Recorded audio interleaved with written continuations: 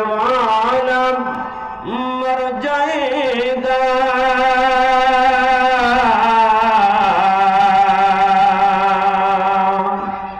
जीने वाला कोई नहीं, रोने वाला बहुत होगा मगर जीने वाला कोई नहीं। ला इलाहा, সবাই জবান খুলে একটু আওয়াজে লা ইলাহা ইল্লাল্লাহ, লা ইলাহা ইল্লাল্লাহ, লা ইলাহা ইল্লাল্লাহ, লা ইলাহা ইল্লাল্লাহ, লা ইলাহা। সবাই সুবহানাল্লাহ আলহামদুলিল্লাহ লা ইলাহা ইল্লাল্লাহ, সুবহানাল্লাহ আলহামদুলিল্লাহ লা ইলাহা ইল্লাল্লাহ। তুমি বাঁচাও তুমি মারো অবিরত ক্ষমা করো, তুমি বাঁচাও তুমি মারো অবিরত ক্ষমা করো। ধরার যেজন তাকেই ধরো, ধরার যেজন তাকেই ধরো, তোমার মুঠোয় সবই আল্লাহ। জবান খুলে সুবহানাল্লাহ লা ইলাহা আলহামদুলিল্লাহ।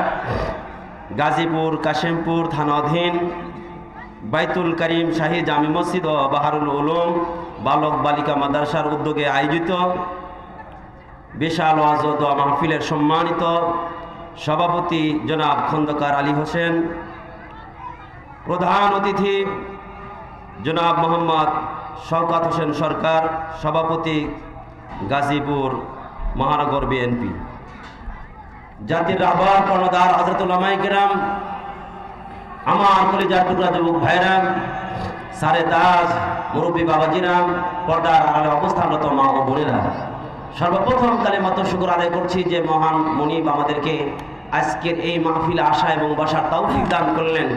সেই মালিকের দরবারে বলিষ্ঠ কণ্ঠে উচ্চ আওয়াজে মহব্বত আর ভালোবাসা নিয়ে সবাই বলি আলহামদুলিল্লাহ।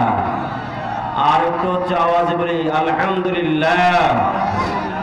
রব্বানা লাকাল হামদ হামদান কাসীরান তাইয়িবান মুবারাকান ফিহি। আমরা প্রশংসা করলাম কার? আরো জোরে বলতে হবে কার? আল্লাহ পাকের প্রশংসা করলাম।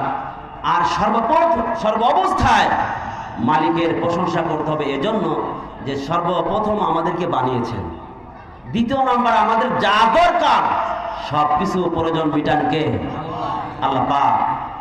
আল্লাহ পাক দাবি করে শুরুতেই জানিয়ে দেন, কোরআনুল কারীমের শুরুতেই বলেন আলহামদুলিল্লাহি রাব্বিল আলামিন।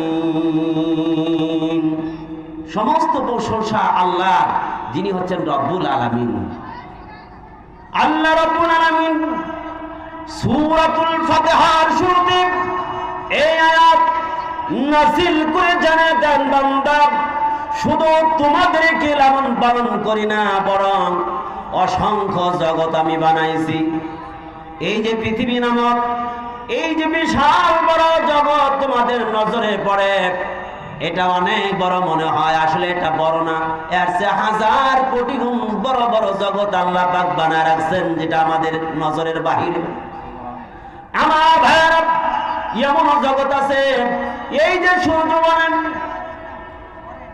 এই পৃথিবী থেকে কোটি কোটি গুণ বড় এমন গ্রহ উপগ্রহ আছে যেগুলো এই পৃথিবী থেকে হাজার হাজার কোটি কোটি গুণ বড়, অথচ আমাদের এখান থেকে ছোট দেখা যায়।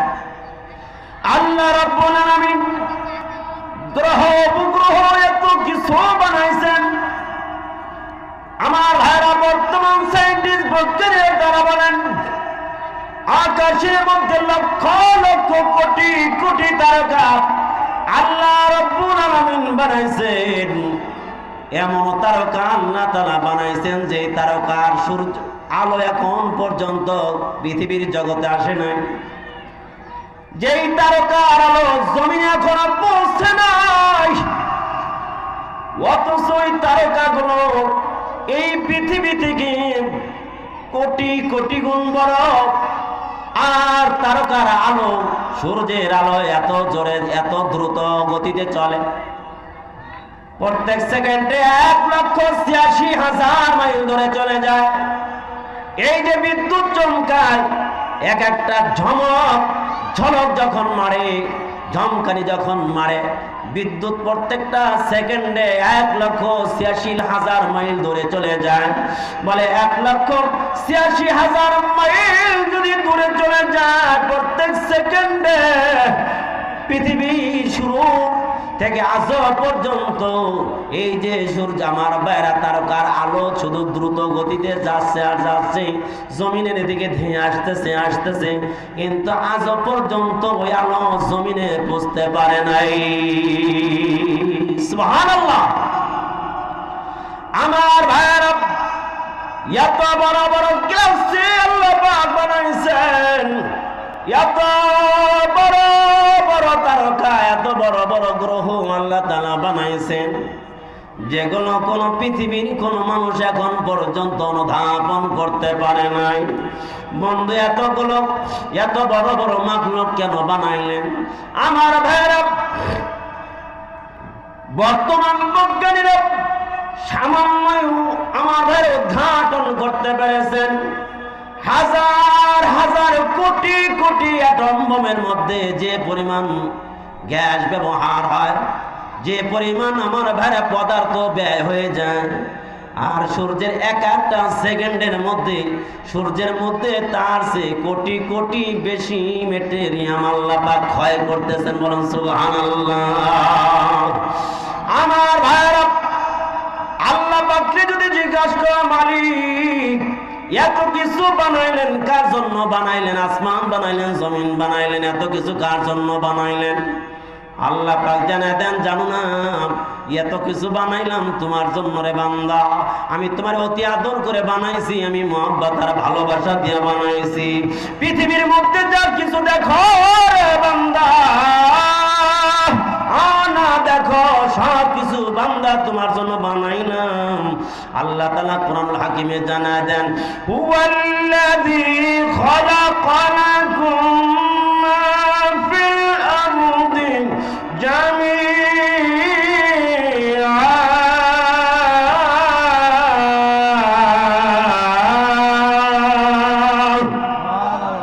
আল্লাহ তাআলা ডেকে বলে, বান্দা এই পৃথিবীর জগতে যা কিছু বানাইছি, লাকুম খলাকালাকুম, অর্থাৎ তোমাদের জন্য বানাইছি। তাহলে বোঝা গেল সূর্য আমাদের জন্য আল্লাহ বানাইছেন, চাঁদ বানাইছেন আমাদের জন্য, পানি বানাইছেন আমাদের জন্য, সমুদ্র বানাইছেন আমাদের জন্য, আসমান বানাইছেন আমাদের জন্য, সব কিছু বানাইছেন আল্লাহ তাআলা আমাদের জন্য। আমার ভাইরা, আল্লাহকে যদি প্রশ্ন করি, মালিক আমাদেরকে কার জন্য বানাইলেন? তাহলে এত আদর আর মহব্বত করে, এত ভালোবাসা দিয়ে কি জন্য বানাইলেন? আল্লাহ বলেন, তোর লগে খাতের জমানের জন্য, আর তোর লগে ভালোবাসা দেখানোর জন্যই তো তরে বানাইছি। আমার লগে প্রত্যেক দিন 5 বার হাজিরি দিয়ে কুদরতে পায়ে সিজদা দিয়ে তুই আমার লগে সম্পর্ক কায়েম করবি। আমি যে তোর মনিব, আমি যে তোর মালিক, আমার লগে তুই সম্পর্ক করবি, আমার কুদরতে পায়ে সিজদা দিবি, আমার লগে খাতির জমাবি। এই জন্য তরে বানাইছি, পৃথিবীর আর কোন অন্য কোন মাকসাদে তরে বানাই নাই। আল্লাহ রাব্বুল আলামিন জানা দো, মা খালাকুতুল জিন্না ওয়াল ইনসা ইল্লা লিয়াবুদুন।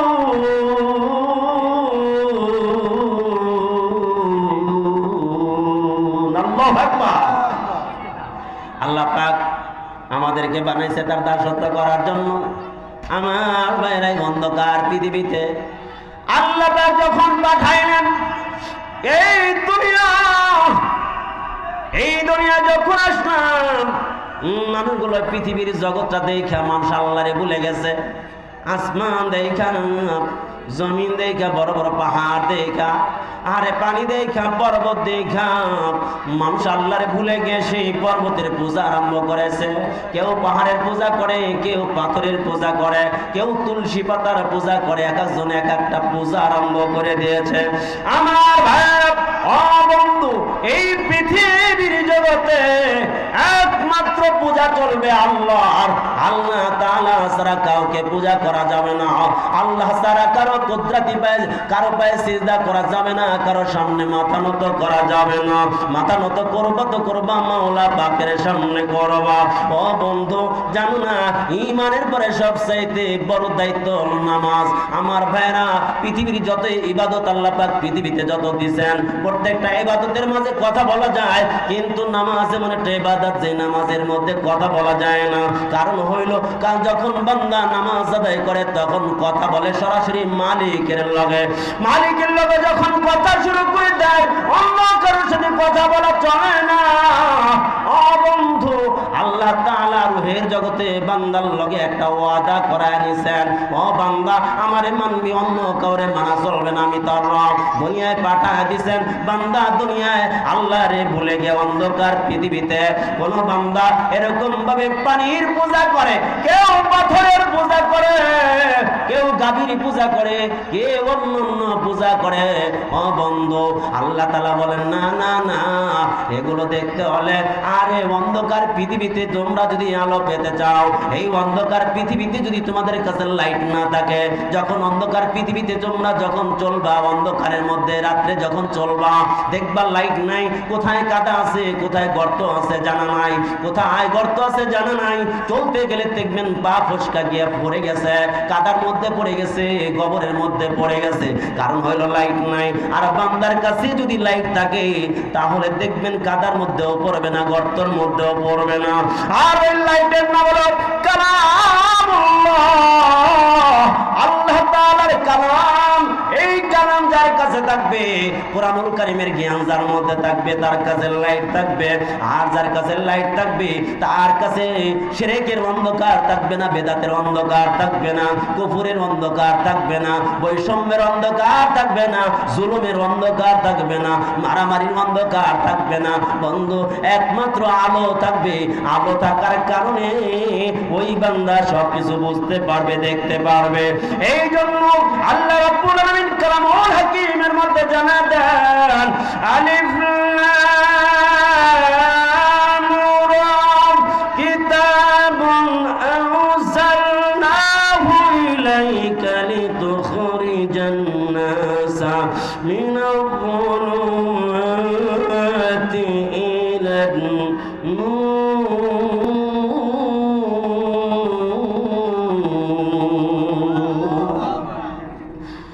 আল্লাহ রাব্বুল আলামিন জানা দেন, কিতাবুন আনজালনাহু ইলাইকা। আল্লাহ তাআলা বলেন, ও বান্দা, হে নবী মুহাম্মদ, আমি আপনার কাছে কালামুল্লাহ নাযিল করেছি, কোরআনুল কারীম নাযিল করেছি। কেন নাযিল করেছি? বলে এই জন্য নাযিল করেছি, লিতুখরিজান নাসা মিনাজ-যুলুমাতি ইলান-নূর, মানুষগুলোকে অন্ধকারে পৃথিবী থেকে আলোর দিকে নিয়ে আসবেন। যার কাছে কোরআনের ইলম আছে তার কাছে আলো আছে, যার কাছে কোরআনের ইলম নাই তার কাছে কি নাই? আলো। তাহলে এক নম্বর কাজ হচ্ছে বান্দার কোরআনের তালিম শিখতে হবে, কোরআনের তালিম নিতে হবে। এই জন্য রাসূল করিম সাল্লাল্লাহু আলাইহি সাল্লামের উপরে যখন কোরআন নাজিল হয়, সর্বপ্রথম যে আয়াতটা নাজিল হয় সেটা হলো ইকরা, পড়ো। কি ভাই? পড়া। আমার ভাইয়ারা, পড়বে কার নামে পড়বে? অক্সফোর্ড বিশ্ববিদ্যালয় থেকে বড় ডিগ্রি, ডক্টরেট ডিগ্রি নিয়ে আসে, এরপরেও বাংলার জমিনে কত দেখেছি, এখনো দেখি ভাইরা, চুরি বন্ধ হয় না, চুরি করে। কারণ কি? কারণ হলো পড়েছে কিন্তু রবের নামে পড়ে নাই, রবের পরিচয় পায় নাই। যেই পড়া পড়লে রবের পরিচয় পাওয়া যাবে, ওই পড়া যদি পড়ে আল্লাহর কসম করে বলা যায় ওই বান্দার মাধ্যমে কোনোদিন অন্যায় কাজ হতে পারে না। আর যেই পড়া পড়লে রবের পরিচয় পাওয়া যায় না, যত বড় শিক্ষিত হবে তত বড় চোর হবে, যত বড় শিক্ষিত হবে তত বড় ডাকাত হবে। চিল্লা বলেন ঠিক কিনা?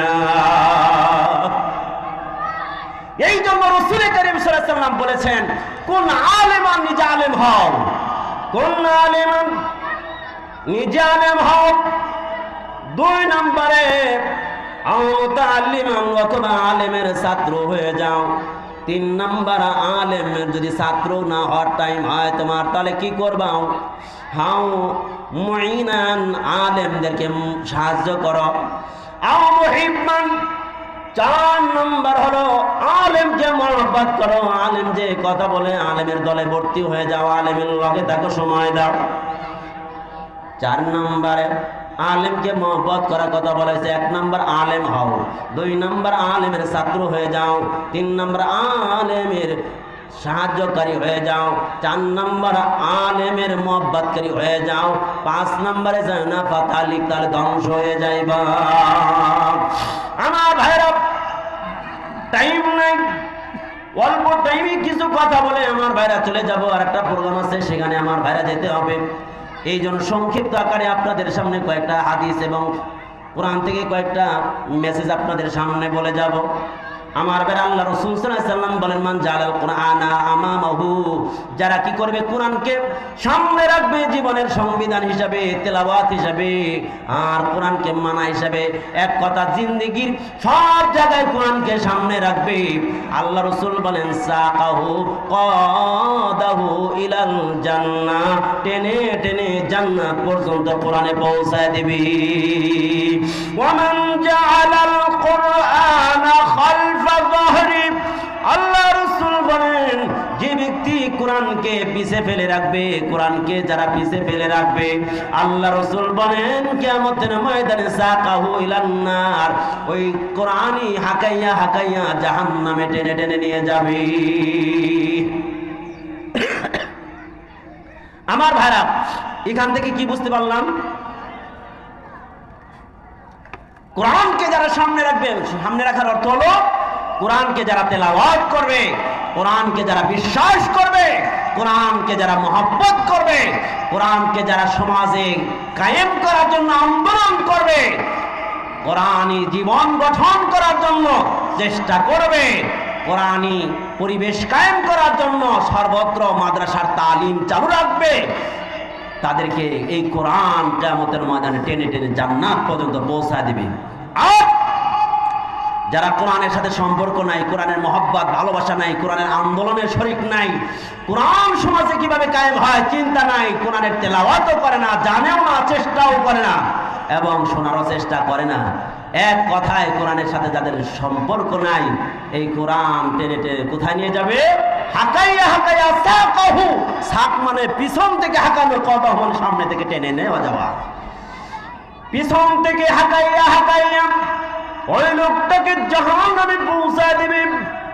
হযরত আলী রাদিয়াল্লাহু তাআলা বলেন, মান আরাদা মুনিসান, যে ব্যক্তি কোরআনের লগে সম্পর্ক কায়েম করবে, আল্লাহ রাসূল বলেন, আরে হযরত আলী রাদিয়াল্লাহু তাআলা বলেন, আরে যে ব্যক্তি কোরআনের লগে ভালোবাসা করবে, কোরআনের ভালোবাসার কারণে গভীর রাতে তেলাওয়াত করে, কোরআনের লগে ভালোবাসার কারণে আন্দোলনে শরীক হয়, কোরআনের ভালোবাসার কারণে হারে নামাজের টাইম হলে আর থাকতে পারে না, কোরআনের ভালোবাসার কারণে গভীর রাত্রিতে তেলাওয়াত করে, বলে কোরআনের ভালোবাসা যাদের অন্তরের মধ্যে থাকবে, আল কুরআনু ইয়াকফিহি, কোরআন তার জন্য কবরের মধ্যে তার জন্য যথেষ্ট হয়ে যাবে। সুবহানাল্লাহ। আল্লাহ রাসূল বলেন, ইদা বুদিয়াল মাইয়িতু ফি কবরিহি, এই কোরআনের প্রেমিক ব্যক্তি ব্যক্তিকে যখন কবরে দেওয়া হবে, যাও যা আল কুরআন ইনদা রাসিহি, তখন দেখা যাবে কুরআন ওই ব্যক্তির, মৃত্যু ব্যক্তির মাথার দিক থেকে তখন তার কবরে পৌঁছে যাবে। ওই লাশ, ওই ব্যক্তি যখন আরে রূহু ফিরে দেওয়া হবে, ওই ব্যক্তি তখন বলবে, ও কে আসছো আমার কবরের মধ্যে? তোমারে চিনি না, জানি না। কে আসছো গো?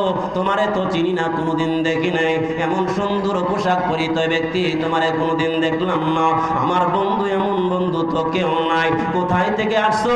আইনা দারুকা, তোমার কোথায় ঘর বাড়ি বলো দেখি।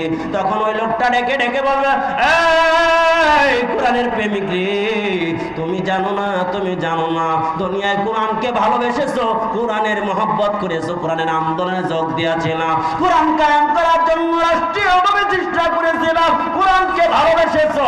এই জন্য তুমি জানো না, কোরআনের ভালোবাসা যাদের অন্তরের মধ্যে থাকে, কোরআন তাকে মাইনাস করে না, কোরআন ছেড়ে যায় না। শুনে রাখো, আজকে তোমার বন্ধ হয়ে গেছে, আমি ওয়াদা দিলাম, লাউ ফারিকুকা হাত্তা উদখিলাকা জান্নাহ, এই তোমাকে জান্নাতে না পৌঁছান পর্যন্ত তোমার থেকে আলাদা হব না। এই জন্য কোরআনের সাথে ভালোবাসার দরকার আছে না নাই? কোরআন ওয়ালাদের সাথে ভালোবাসার দরকার আছে না নাই? মসজিদের সাথে ভালোবাসার দরকার আছে না নাই? মাদ্রাসাওয়ালাদের সাথে ভালোবাসার দরকার আছে না নাই? কোরআন এমন এক পাওয়ারশীল মেডিসিন, কোরআন যার মধ্যে ঢুকেছে স্বর্ণের মানুষে পরিণত হয়ে গেছে। সুবহানাল্লাহ। আমার ভাইরা, কোরআন এমন গ্রন্থ, আসমানি গ্রন্থ, এমন পাওয়ারি মেডিসিন, কোরআনের মধ্যে এমন পাওয়ার আছে গো, যখন মানুষ কবরে চলে যাবে, কোরআনের এমন পাওয়ার, কোরআনের এই মেডিসিনের পাওয়ারে জাহান্নামের আগুন পর্যন্ত কাছে আসতে পারবে না, কোনো শাস্তি কাছে আসতে পারবে না। ও বন্ধু, ইন্ডিয়ার একটা ঘটনা মনে পড়ে গেল। এমন একটা এলাকা আছে যে